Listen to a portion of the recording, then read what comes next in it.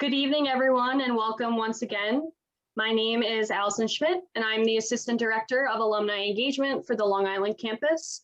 I welcome you all again to tonight's Money Matters webinar. I'm also joined by my colleague, Neil Gavea, Associate Director of Alumni Engagement on the Brooklyn campus. Before we get started, I just have a few housekeeping rules to go over.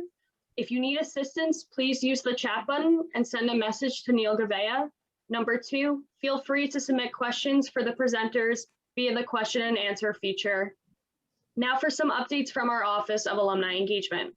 We have many events happening next month, so please feel free to take a look at all of our events on our St. Joseph's College Alumni Events page. Additionally, here at the college, we've recently launched SJCwebinars Connect, and this is an exciting new platform that allows alumni to engage, exchange, and empower each other. In addition to expanding your professional network and accessing job opportunities, the platform also allows alumni to sign up for our mentorship program, SJC Mentor. Later in the program this evening, Neil is going to give a demonstration of how the platform works. Now tonight we are joined by two fantastic SJCNY alumni speakers.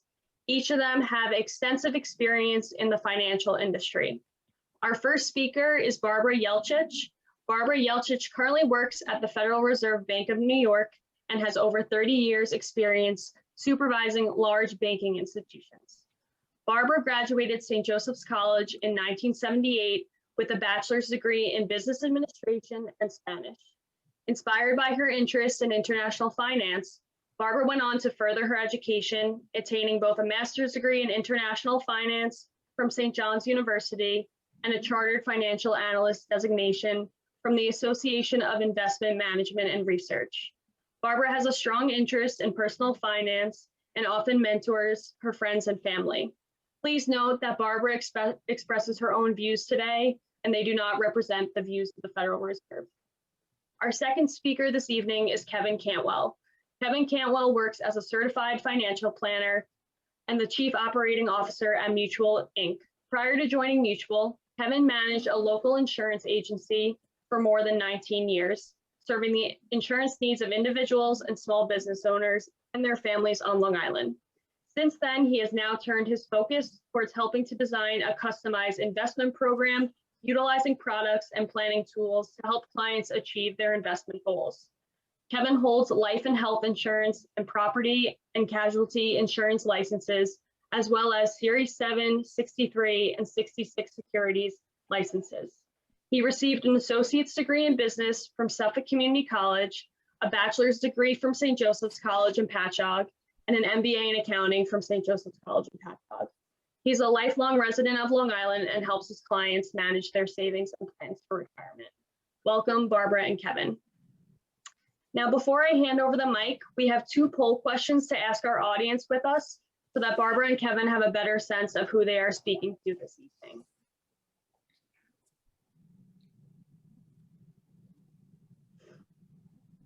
So just give us a second. We're going to launch the poll and you can respond. So the first question we have is, do you feel prepared financially? Let us know where you're at with that. And then the second question is, what is your primary financial goal?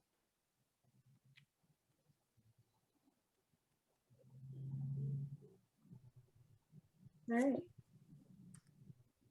Looks like we have a lot of interesting answers coming in.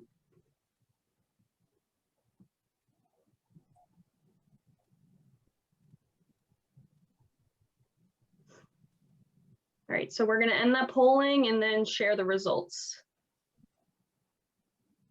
So it looks like many of us do not feel prepared financially, but I think Barbara and Kevin will be able to help you all with that this evening. And it looks like we all have a different primary financial goal, which is super interesting. Some of you are saving to buy a home, some are saving to fund an education, saving for retirement, or doing it all, which is awesome. So Barbara and Kevin will be able to help speak to all of that this evening. So I want to thank you all again for participating in our poll questions. And Barbara, you can now take it away with your slides. Hi, everyone. Thank you for inviting me. My job today is to talk to you about something that's very practical, but it's also a really important step in financial planning, budgeting. I know it sounds pretty mundane, but it's actually really critical. Good financial planning isn't just about the numbers. It's really about getting control over your financial matters so you can stop fretting about cash and then focus on what's most important in your life. Your ability to effectively budget today and always will be a critical part of building your financial wealth for the future. However, there are a few important steps to doing so. First, determining your financial position and setting goals. This is one of the most difficult things to do, especially when you're young. Typically, after college, what do? We spend. We go on some great trips, maybe move out of the house, maybe buy that BMW, go to concerts, Broadway plays, etc. Now, those are all great things to do while you're young, and you should do it. The problem is, many times people spend too much time doing that at the expense of saving for the future. That's why it's important to set goals. Now, what do goals do? Basically, they help focus your attention and your direction, and they build confidence because when you meet your goals, you feel like you've achieved some success. They also have the ability to renew your determination even when you miss them. And most importantly, if you establish them early enough, they will help you pace yourself so that you can achieve your financial dreams without a lot of angst and unnecessary sweat. We'll come back to goals a little later. Now, let's just say you're single, an individual, making even a six-figure salary, right? Between having to whittle down student loans, pay that car loan, maybe pay rent, or if you're lucky to own your own place, your mortgage, there's not a whole lot left over. And if you think it's tough as an individual, it's even more difficult if you're in a couple situation. Financial decisions not only require a cool head, but they also require both love and patience, particularly between couples. Oftentimes, couples either don't want to talk about money or they're fighting over it. Sometimes there's one person in the relationship that is quite adept at money matters, and as a result, the other person delegates the responsibility to them. Or you might have somebody that has a better view on what's going out versus what's coming in, but they may not have a good idea on the longer term perspective. That brings me to the next step, getting sound financial advice. Without a third party facilitating the conversation, serious discussions about finances tend to get put off for far too long. You know, it's funny how people seem to be willing to tell their financial advisors things that they would never tell their friends and family. I wonder how many people out there tell their friends how much they make. Probably not. Or how much are you worth? Likely not. Divulging personal details about your money situation is still pretty taboo. However, a third party can help us let go of these investment inhibitions. Third party help us learn how to have conversations about money, how to talk money on an ongoing basis, which is really important. And that brings me to my next point. Start with a routine and then stick with it. Not having time is the number one excuse that people use for not getting themselves into financial shape. Planning for your financial future and budgeting day to day is really like working out. It requires focus, planning, and it needs to be done regularly. Now, most people suggest that you plan at least on a monthly basis, and I would agree with that. But you'll find once you get started and get a grip on yourself, it's really something that you'll probably do more often. In reality, it often happens in fits and starts. Maybe if you have kids after they go to bed on a weekend, maybe when the bills come in, it prompts a conversation with your partner as to, where did this come from? Or maybe you read an article over the weekend about taxes or strategies for investing. Nonetheless, the important thing is that you do it regularly. One way to do that, if you're not very comfortable with personal finance topics, is try to maybe subscribe to a magazine like Money Magazine or Kiplinger's Personal Finance. Those things come in monthly and will prompt you to at least have that conversation. Or if you're an individual, to focus and educate yourself on an ongoing basis. Because even if you hire a financial advisor, you still, at the end of the day, are responsible for your financial destiny. That's not something that you would delegate. Okay, so budgeting. So, I think we need to back up a slide, please. I'm sorry. Yes, creating a budget. How do we do that? Well, honestly, it's fairly simple. You basically need to understand how much is coming in, your income, versus how much is going out, your expenses. Also, as I mentioned, budgeting is an ongoing exercise in communication, particularly if you're in a partnership situation. The budget needs to reflect both the spending and the saving habits of both parties. So in order to do that, you really need to develop an open and honest environment for having that communication. And then third, well, once you've determined your financial goals, you need to stick to them. But at the same time, you need to remain flexible. The more rigid you are, particularly in a couple situation, the more difficult it is to work together and achieve your financial goals. Also, things change. However, if you're both clear on your goals and what you want out of life, you'll be able to communicate on an ongoing basis and work things out. Okay, please flip. Okay, so how do we do this? Well, let's talk about goals for a minute. First, you need to make a distinction between what you desire and what you need. Now, in examining this, you may find out that what you desire is really what you need. Let's examine some of the statements on the slide. I want to set aside money for retirement. Well, you certainly desire that, but really, when you think about it, it's a need. I want to save money for my children's education. Well, if you don't have any kids, it's not relevant. But for many people, it is relevant and frankly, kind of falls in the need bucket. I want to be financially prepared in case a family member becomes sick or disabled. It's really not one of the common ones that people think about, but believe me, in life, it's more common than you think. It's actually, just personally, it's not something that I thought about, but honestly, I had to take care of my mom for 12 years. She had Alzheimer's, and it was a very, very long disease.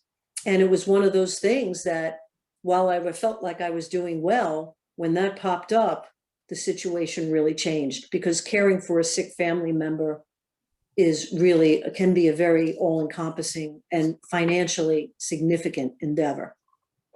Finally, I want to have a plan for my assets when we die. You know, people spend their lives accumulating assets, and then they don't take that additional step of developing a will or a trust in order to figure out what to do with them. So when you think about these things, if you want to set aside, if you want to think about your goals, many of these really become more needs than desires. Next slide, please.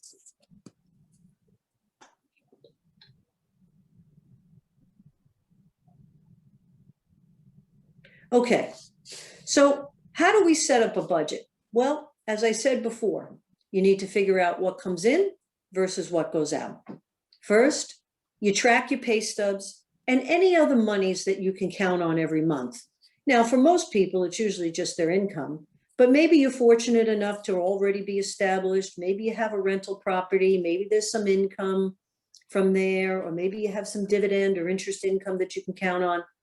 You know, sure, anything that comes in the door that you know that you can count on goes in the income bucket. Then you start listing your savings. Now you noticed your expenses. You notice I'm listing savings first. I include savings as an expense. It's a necessary expense for 3 reasons. One, you need to set aside savings for emergencies, and this should be at least 3 to 6 months, or at least that's the general rule. But when you think about the day and age that we live in now with the pandemic, I mean, honestly, it's gone on a lot longer for many people. And to the extent that they weren't prepared, I'm sure it could be very challenging. So really, maybe something like 6 to 12 months should really be the goal. Second, retirement. You know, most people really can't count on a pension anymore. The onus becomes on you to make sure that you save for your retirement through 401ks and other vehicles. And that requires a lot of discipline on your part, because Social Security really isn't going to cut it in retirement. And then, of course, things like college education, if you have kids. It's usually one of, you know, the things that it's so expensive, it really takes a number of years to set aside sufficient money in order to help children pay for their college. Okay, so those are the big things, starting with savings. Then, what other large bills do you have? Well, your rent or your mortgage if you own, a car payment if you have one, and actually childcare. In order for both people in a couple to work, sometimes you have to set aside quite significant money for childcare. And then what are the other monthly bills? Well, phone, internet, cable, other utilities, groceries, any credit card, you have outstanding credit card debt, that becomes a repetitive payment. Then what you should do is really sit down and brainstorm about what are the other expenses that you spend on a monthly basis. Now, if you have a partner, you should do that with them. But if you're by yourself, certainly you got to give it some thought. This would be things like clothes, transportation, dining out, getting your hair done, pet expenses, anything that routinely you spend money on that becomes a significant portion of your income. The goal is to sit down with your partner and review this budget of both spending and savings, because the idea is you want to come up with a combined budget so that you can focus your goals. It really needs to reflect the spending and savings habits of both parties. Then comes the difficult part.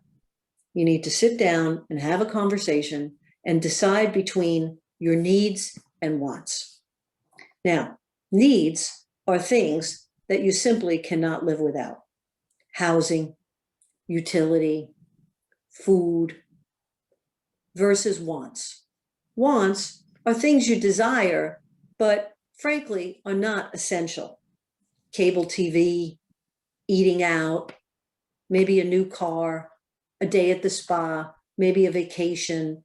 I mean, no one's saying that you shouldn't desire and have these things. It's just that when you budget, you really have to try to achieve a balance. The last step there is to try to shop around and see how you may be able to cut some of these expenses. You have things like homeowner insurance, auto insurance. There might be a way that you can raise your deductibles, cable. I mean, I don't know about you, but since the pandemic, cable has become a larger part of my budget. And I probably need to sit down and rationalize some of this because I still haven't been able to cut the cord.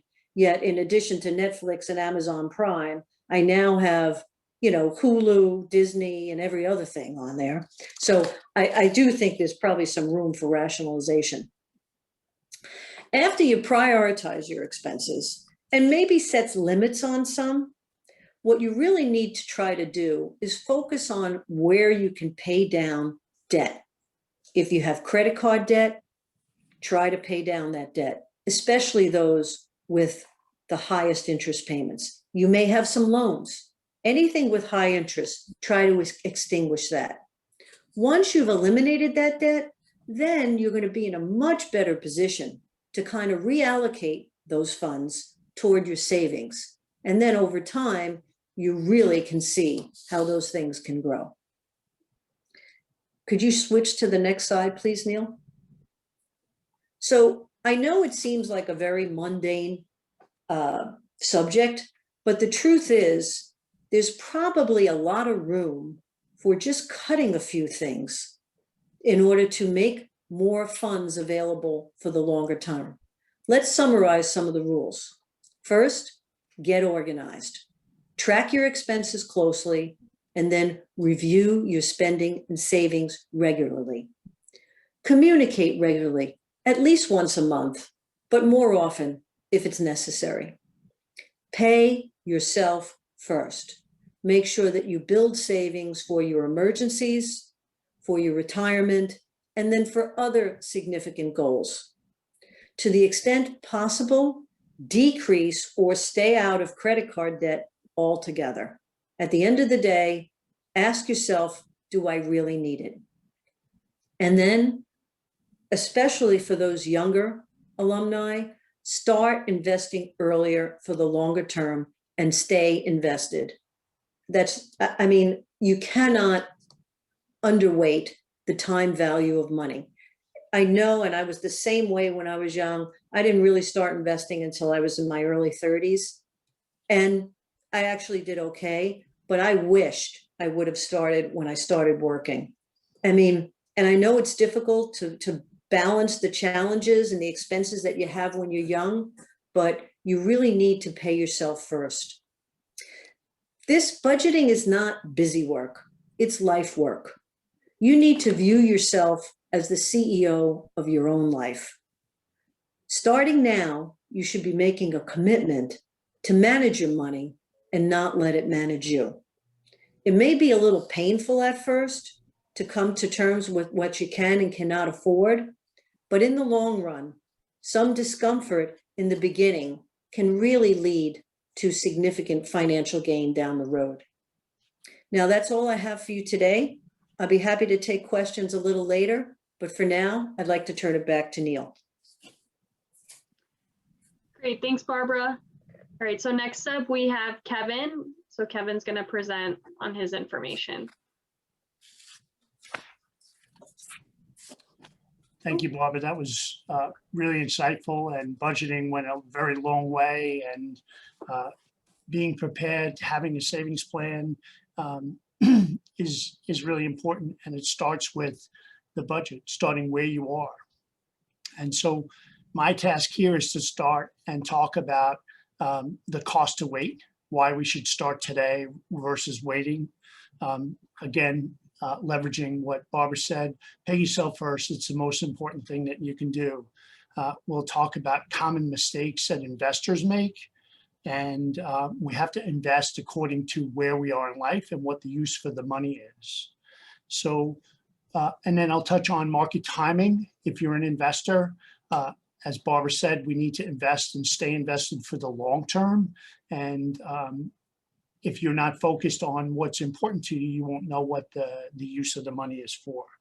And then finally, I kind of end up with why we need to pay attention to this today, because as Barbara pointed out in the beginning, Social Security is not going to be enough. We talk about how do we get financially prepared and what are the steps to get there. And each of us are going to be in different positions. Each of us have different goals that we're saving for. Some are buying for a house. Some, as many of the people that I meet, are looking to do it all, trying to figure out how do we do it all. And probably the most important place is, as Barbara started with, take stock of where you are today, because without knowing where you are today, it's very difficult to make a plan that you'll stick to, right? So Neil, can you just go back a slide, please? Yeah, so this slide illustrates the cost of waiting. It says the $173,000 mistake. Barbara talked about the compound interest. Well, interest upon interest is what makes us all the money that will help us be prepared later in life. So you take a typical 21-year-old saving $3,000 annually, they can stop 15 years later and their account value will be $425,000 at age 66, roughly retirement age. You take somebody else that waits 15 years, they begin saving $3,000 annually, but they have to keep going for the rest of their life to age 66, and they'll accumulate $251,000 because compound interest doesn't have enough time to work for the second individual that starts 15 years later. And it's really, this is just simple interest. Compound interest does all the work for you. The math is laid out there on the slide. The first person, 15 years, the second person, 30 years, and they still end up $173,000 worth of, $173,000 different with the same interest rates. Okay, so next, you really need to learn to live within your means. Barbara pointed out, budget's very important. My rule is 80-20. You live on 80% of your income and you save 20% of your income. And in the beginning, that saving could be paying down debt. It could be building an emergency fund. It could be saving for retirement. So you're going to go through different phases in your life that will make this important. And the sooner you start on any goal, the better off that you'll be long-term. Next slide, please. I think you need to go back a slide.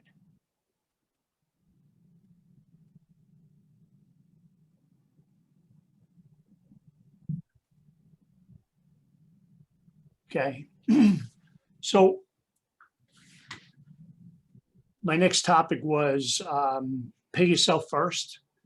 So when we leverage automatic deductions from a paycheck directly to a savings account, directly from your paycheck to an employer plan, they're automatically out, and it helps you get to your 80% and your 20% savings because you don't have a choice. The money's not in your pocket to spend, right? So you want to be cognizant of living within your means, and you want the ability to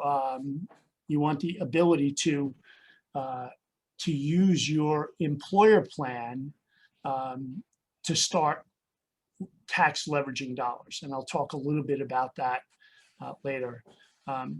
So this slide here really talks about lifestyle, life stage. So we start with the early career person, and if you look at the colors on the board, there's stock funds and foreign. Okay, more risk for the average person early in their career. Mid-career, we mix in a little bit of safety in bond funds. We don't have enough time to get into asset classes today, but you want to own a well-diversified portfolio. We'll talk a little bit about it. But the later career person has a little bit of money market, some bonds, and they've taken the foreign and global, which are more risky, out of their portfolio. So if we take that same model and take out the early career, mid-career, and late career, if I'm saving for college, my early years of my children, I'm going to be very aggressive. And then as they approach college age, I need to be out where the late career person would be. So there's more safety in that because you can't let market volatility erode your savings plans. So you have to stick to a plan, and you have to know what the use of the money is. Next slide.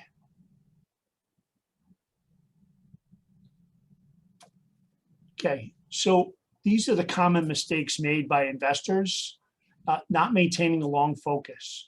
We need to stay invested. When we come up with a plan, we need to know what the use of the money is for. We need to make sure that we're taking a significant amount of risk if we have time on our side, but we have to remember that if we need the money, if it's an emergency fund, then it shouldn't be invested in the stock market or a mutual fund. It should be invested according to the purpose that you need it for. An emergency fund shouldn't be susceptible to the volatility that's typically going to happen inside of the market. Over the course of the last 2 years, we've had 2 declines of over 25% and 2 recoveries of over 25%.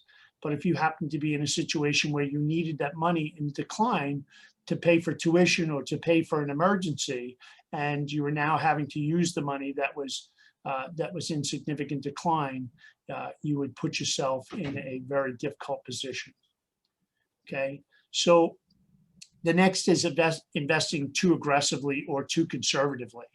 So if we take somebody that's young, has a long time in their side, that's investing towards retirement or education goals, something that's 5 years or more in the future, then we should be more aggressively. We should be in asset classes that are going to give us better rates of return. And if we are too aggressive, let's say we get to retirement and we have all of our money in an aggressive portfolio, then we take the chance that that money won't be there to pay the bills, and that's really what we need it for. So next is procrastination. It's really easy to say, I don't have the money, I'll do it another day. And if we go back to the first slide that I started with, do it another day. The saver that started at age 36 had all intentions of doing it next week, tomorrow, yeah, I'll get to it. And so typically I'll ask people as part of the budgeting plan, right? When they tell me that they don't have any money, I'll ask them to tell me to walk me through their day. Where have you been? How did you start your day? Okay. So it generally ends up in a coffee shop, whether it's 7-Eleven or Dunkin' Donuts, or it's the big green and white cup, so that we call $4, not Starbucks. So do you need or do you want coffee, right? Because I can buy a $1.75 cup of coffee in 7-Eleven, or I could come here for 50 cents and a half a gallon of milk a week and have my coffee when I get to work. You can buy lunch or you can bring lunch. So people always have the ability to get started sooner rather than later. You need to figure out why you want the money, how come it's so important, and that will make you make some of the sacrifices that we talk about having to get to your long-term goals, right? Forgetting to make a detailed plan. Because if we don't know why it's important, then it's real easy to just go in and buy the Starbucks, right? Or buy the $12 sandwich instead of the $1.49, bologna and cheese that you brought from home. Next, not using a financial professional or picking the wrong kind of professional. So if you want somebody that's going to have a long-term focus, that's going to help you get it all, then you have to have somebody that's going to have the patience to go through all the steps that Barbara talked about, right? How do we get to this place? Where do we start? And it just seems so overwhelming. I'm sure that many of you on the call today have student loan debt that you don't know how to get out of. And how do we get out of credit cards? Well, the right financial professional will help you start there and drill down through it. You might have a financial professional that's really just looking to sell product that works in their market, right? Maybe you have a stock trader that they want to do transactional business, and transactional business is only one piece of your financial picture, right? We have to find the plan, and then we have to find the pieces that go with that plan, right? So next is thinking pension or Social Security is enough. Barbara pointed out, most people aren't going to have pensions today. We do have a lot of people that work for the state, the county, schools that will have pensions, but at least 50% of us are not going to have pensions, and we're going to have to depend on Social Security, I'll talk about later, and we're going to have to depend on our other savings. So the longer you wait to get those other savings, the further behind that you're going to be. Trying to time the market is a really big mistake. There's another slide that I'll have that'll show you. But these are mistakes that people make as investors, and probably the biggest mistake that's not here is investing with the grocery money. You can't invest with the grocery money. You can only invest with what you have for the long term, and save the rest. If it needs to be safe and conservative, you need to leave it to be safe and conservative. Next slide, please.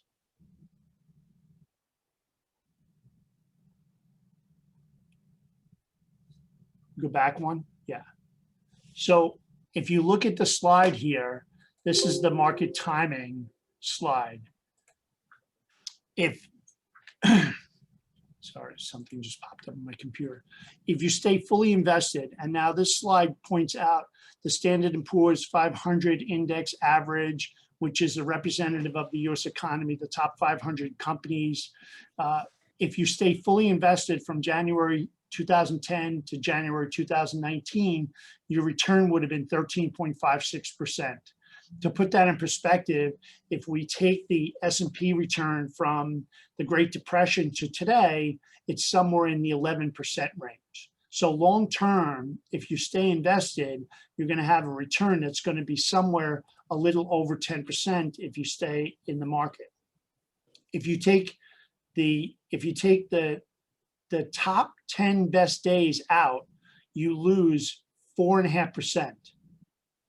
If you minus 20 days in 10 years, if you minus 20 days, you cut your return in greater than half. And if you take the best 30 days out of a 10-year period, your return goes from 13.5 to 3.4. So you lose 10% by taking out the best 10 days. And so the point is, most people, when they get out, they're getting out because they're afraid to be out. Can we go back to that slide?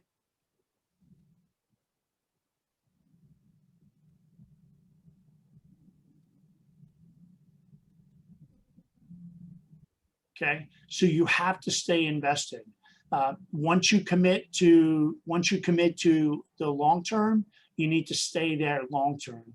If your money is not supposed to be in the equity market because it is money that you need short term, then it needs to be someplace relatively safe, and safety should be the bigger concern over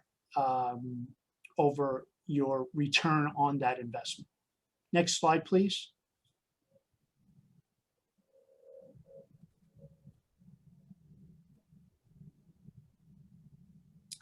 So this is my last slide, but one of the other slides, and I will be able to share them with you later, talks about the tax deferral in your employer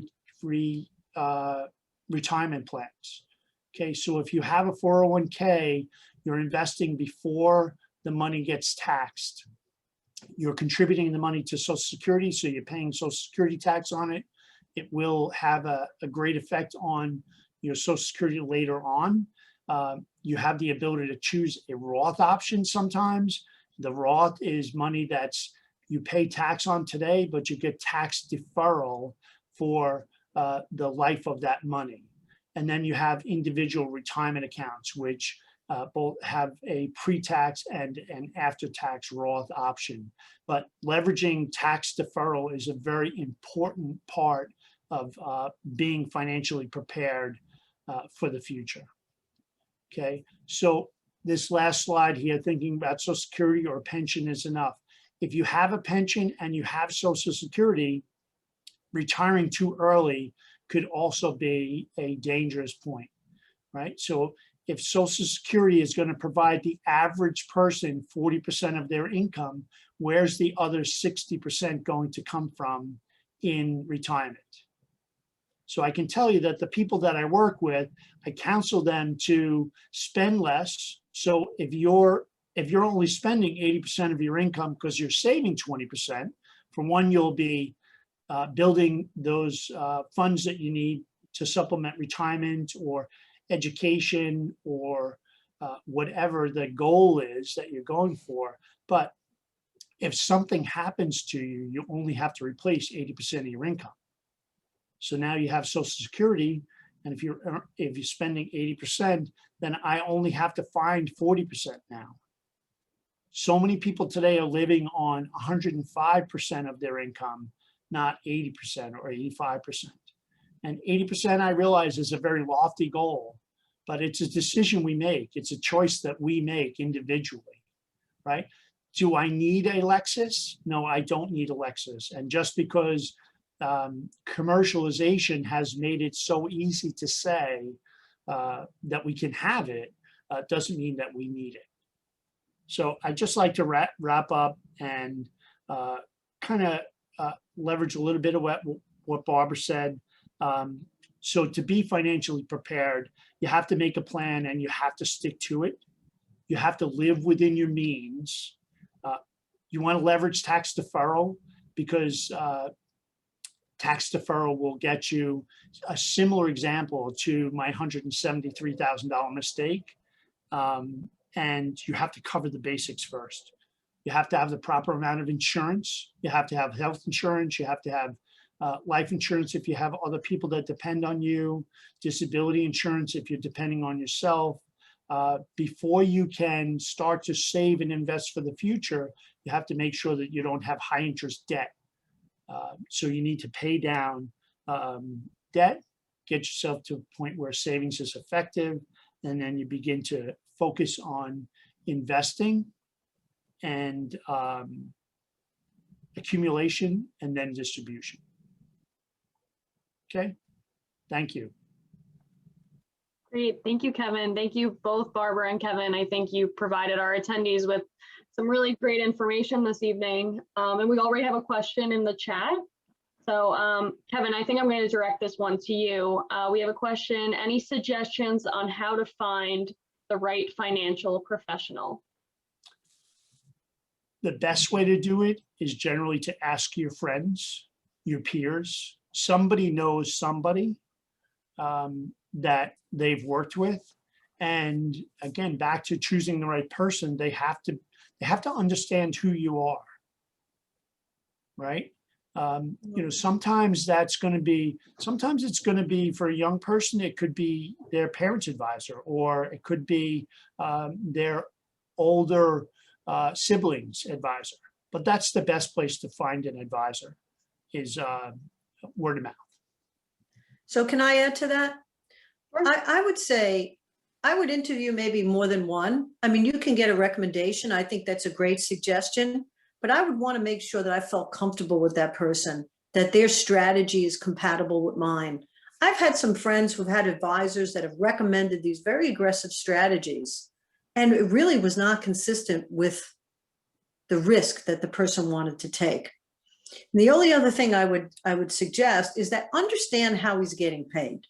You know, sometimes they'll just charge you a flat fee and then that's it, which is fine. Other times they may charge you a percent of how many how many assets are under management. You may want to look at that for a second time. So just understand how he's getting paid to make sure that there are no conflicts of interest there. Thank you Did that both. answer the question? Yeah, I think so. I think that was great. Barbara, I'm going to ask you a question now that we got. Do you think you can become financially free without budgeting? Kind of an opinion question. Honestly, no. You know, I mean, I don't know how most people, but I know the more money I made, the more money I spent. So I think had I tightened my belt a little bit more, don't get me wrong, I'm fine, right? I'm lucky. I have a pension and I have a 401k, but I really had to get steadfast pretty much in my 40s. And, you know, I also had unforeseen expenses with my mom and also her sister. And I also have my brother. So there's a whole laundry list of family members that I'm helping. So, and that can run into substantial bucks. Granted, that's a choice, but honestly, no. I mean, to piggyback on one of Kevin's examples, I mean, elder care was like close to 100 grand a year at one point. I mean, I went from driving to work to getting back on the subway and bringing my lunch and eating my breakfast at home. And frankly, just doing that, which is really not a big change in my life, I save $10,000 a year. Wow. And so honestly, these little changes that you can make really make a big difference. I boosted my hair color from every 4 to 5 weeks to every 7 to 8 weeks. It wasn't that Me big too. a deal.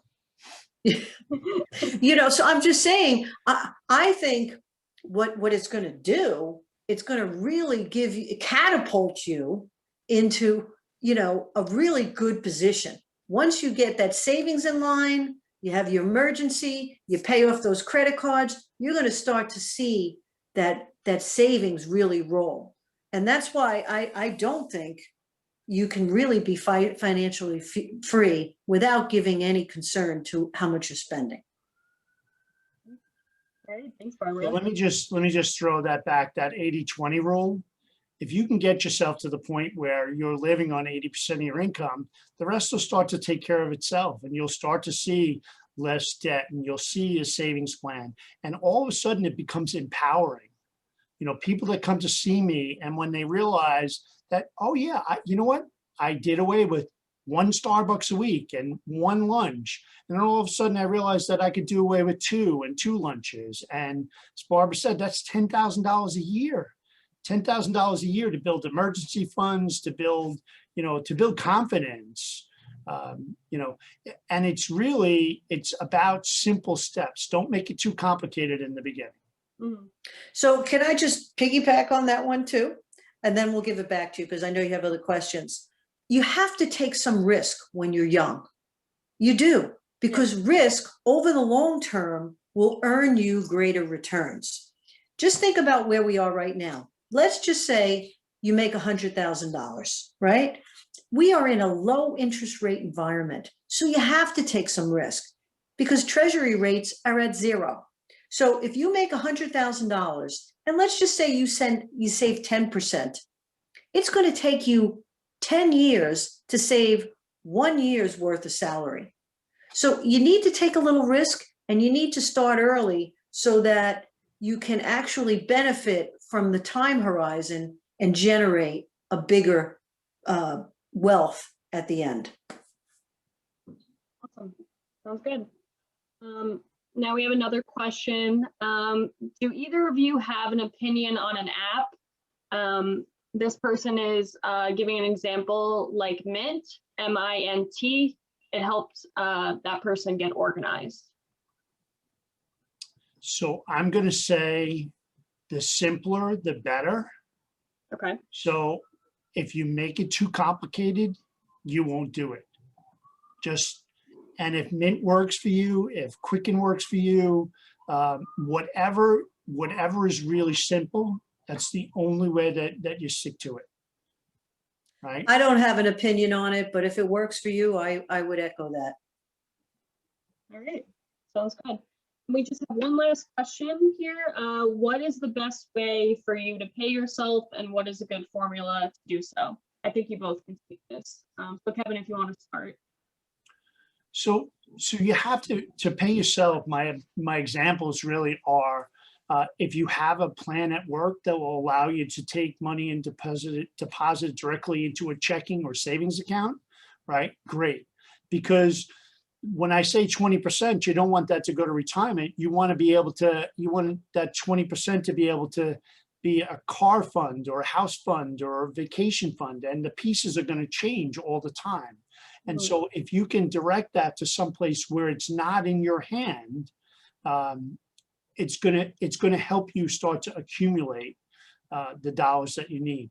And even if you mentally set that up, if it's not available with your employer, make sure that something automatically comes out of your checking account once a month on payday to go to a savings account at the same bank or at a different bank. Today, it's so easy to do those things.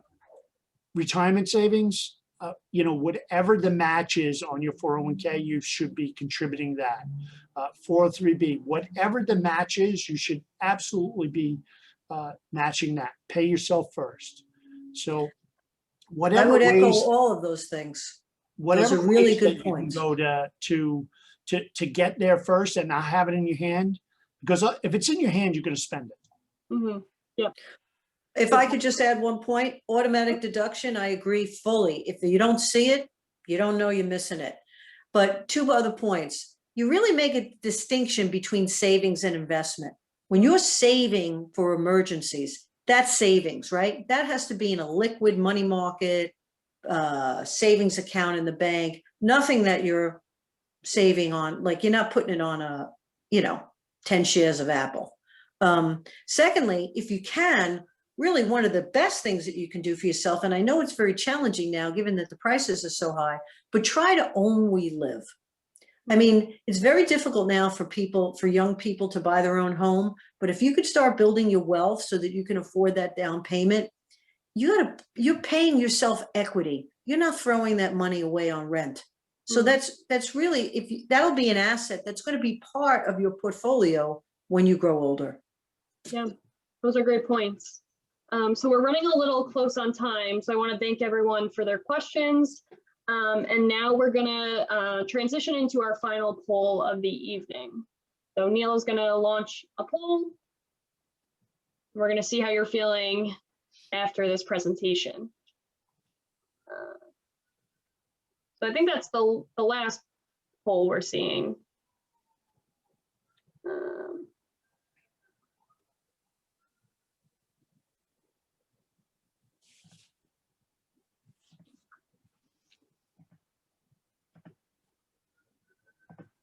All right, so the question is, after today's session, how are you feeling? Do you feel better prepared to manage your finances? So just let us know what you think.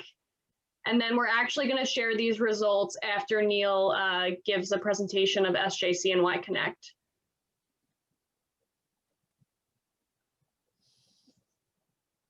So Neil, you could take it away.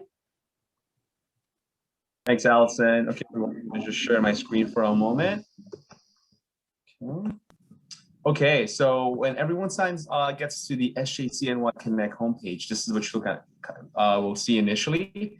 If you look to the left, you will see various different options. There's a mentoring program here, as well as that was just launched, as well as job opportunities. There's also events, so you just hit the tab, and it'll take you to all the cool stuff that's coming up at St. Joseph's College.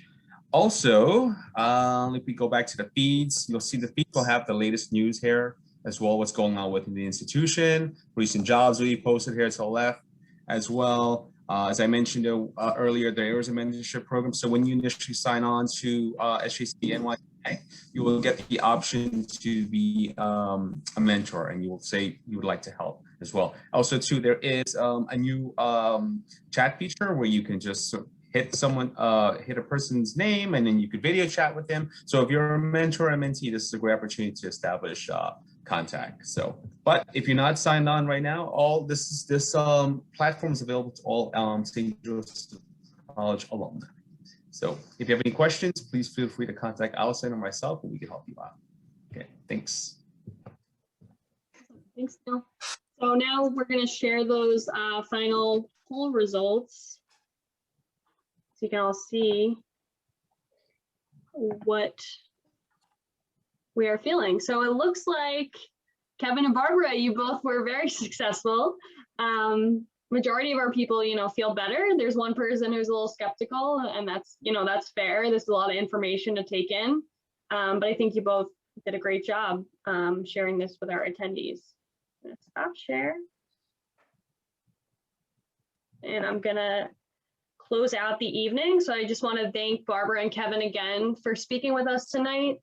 Like I mentioned, you both provided us with a lot of insightful information in regards to financial services. To our attendees, I want to thank you all for your time. And please look out for a follow-up email that will contain links to SJCNY Connect and our upcoming events. We hope to see many of you in the future, and enjoy your evening.